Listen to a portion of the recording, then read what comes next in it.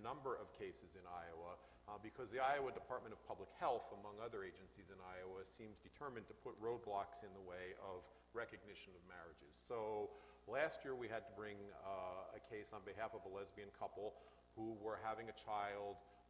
The child died, and the state refused to put both mothers' names on the fetal death certificate. We won that case, but I mean, it's incomprehensible. We do lots of things that I think, oh my God, it's incomprehensible what people go through. But imagine losing a child and then having to sue in order to have both parents' names on the death certificate.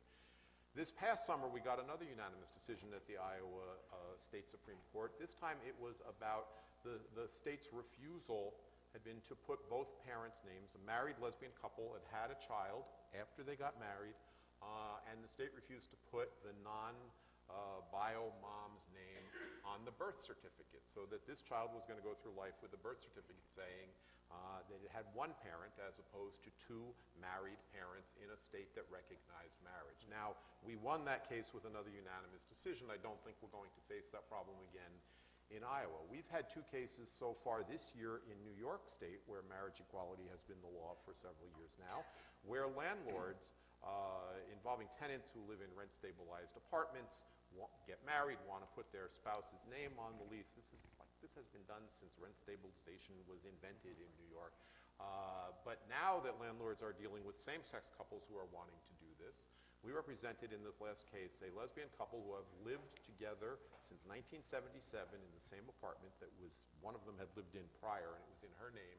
They got married, and they have been struggling with the landlord for over a year to get the spouse's name on the lease. And the landlord kept saying, well, New York doesn't recognize this marriage. It's like, really? I mean, I'm constantly saying, really? Where did you get this, right? So finally we sued, and finally, I guess the landlord got better legal advice because they folded very quickly, although then the landlord came back and said, well, my lawyers tell me that I can do this if I want to, so I will. It's like, okay, our goal was to get the name on the lease, not to turn this landlord into a better person. And so by setting our goals carefully, we succeeded because we got the name on the lease. We did not turn the landlord into a better person. But these cases come up regularly in marriage equality states. And sort of the harder the states are, that when a Supreme Court decision forces this issue or calls the question and brings a whole lot of states online at once, we're going to see a lot more of this. So it's not going to be over. And no civil rights movement is ever over. At least no civil rights movement that I've ever seen is the movement for racial justice over? Is the movement for gender equality over in this country? It's like, why do we think that our movement's going to be over when these things happen?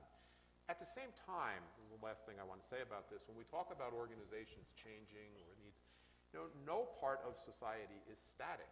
And our community is not static, and the nonprofit world is not static. And so while it is hard sometimes, especially if you know the people or you've worked on the issue, to see changes happen with organizations that you work with, that you like, that you care about, it would be very odd if we took the position that whatever the configuration of nonprofit organizations in the LGBT community today or last year or tomorrow or whenever should be the same 5 years from now. Because if it is the same 5 years from now, then I'm thinking we haven't made the kind of progress that we need to make as a community. And if we make that kind of progress, some organizations are going to shift. Some organizations are going to focus more on other parts of their work. I mean, one of the reasons I'm not worried about this at Lambda Legal is because we have such a broad docket of issues, and we work on employment, we work on schools, we work on seniors, we work on healthcare, HIV, transgender, et cetera. So even if marriage were to somehow be over, we have all of this other work that we've been doing for 40 years. But if the community doesn't change, and if our organizations don't shift or evolve, and in some cases that may mean merge, and in some cases that may mean close, and in some cases it may mean grow dramatically, that has to happen. Otherwise, we're like preserved in amber, but the world's not preserved in amber. The world is moving ahead. And so it can, change can be hard to live through individually or with organizations, but it should be part of our goal, because the more progress we make, the more change is going to be asked of or required of the ways in which we are organized. And there are ways that we could improve.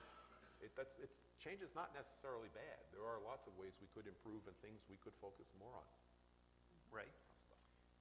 agree very much with Nadine and Kevin in their assessment, so I won't try to repeat so much of that. I think we are fortunate too at the task force.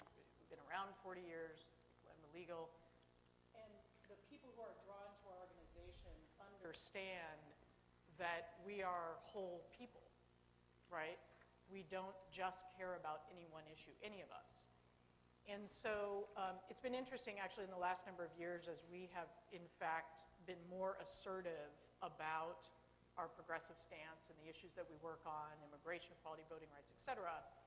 We've actually had an increase in engagement with donors, which is fantastic, which is not to say it's not still a struggle for all of our nonprofits to continue to increase support for our work, but it's encouraging to me.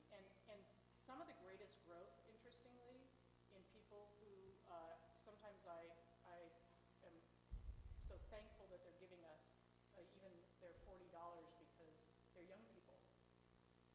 They're people under 30 years old. And the lives that they are living are very different even than my life at 47.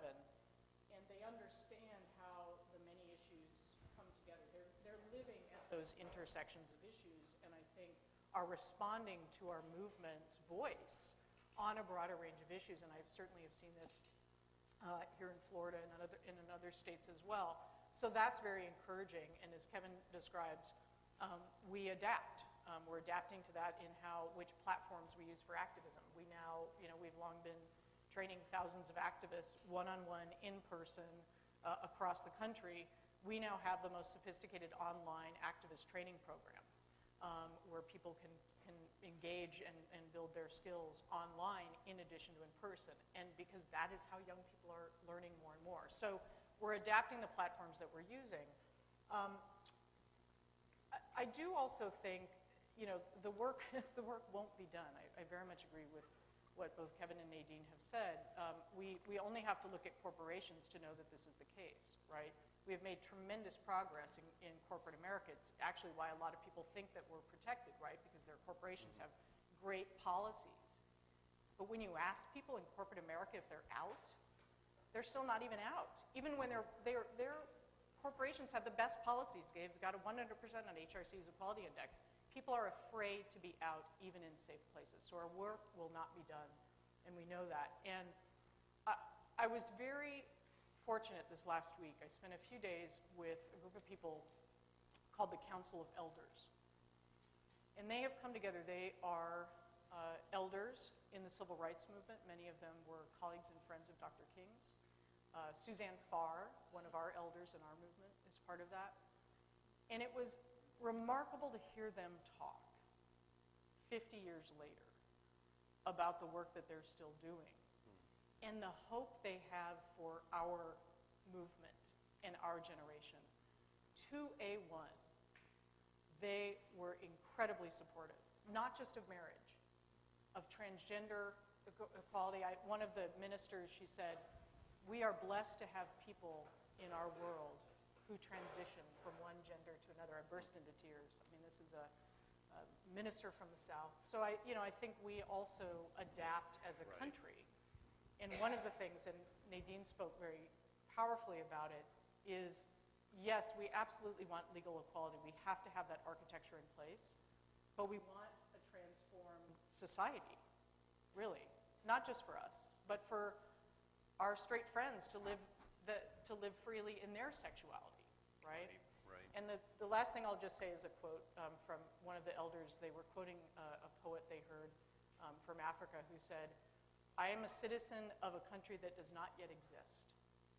And I thought that was a great quote for our movement because we're trying to create a country that does not yet exist. Yeah. Great.